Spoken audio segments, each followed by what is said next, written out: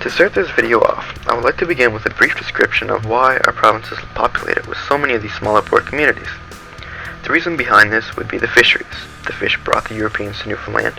It was the Europeans that settled and formed all these outboard communities since it was easier to dock and stay in these places to fish. As well, it was perfect since the fish was the main market here for about 200 years.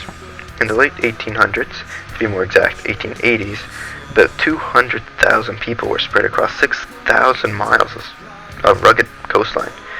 All was prosperous, but like all things, this had to come to an end. When it did, it left all these outboard communities with no jobs, and it started to become a drag on our province.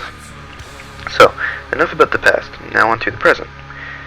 When it comes to our outboard communities, no one can say they don't have amazing sceneries. For an example, look at Grey River in the video. It's just absolutely breathtaking.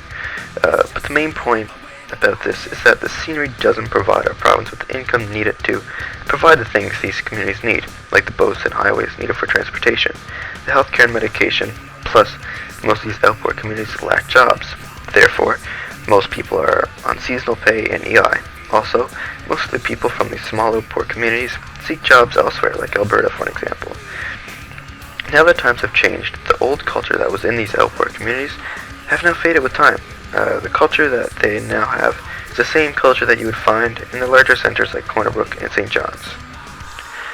To summarize what I have said, these communities may have amazing scenery, but they are now becoming a drag on our economy, our province's economy to be more exact.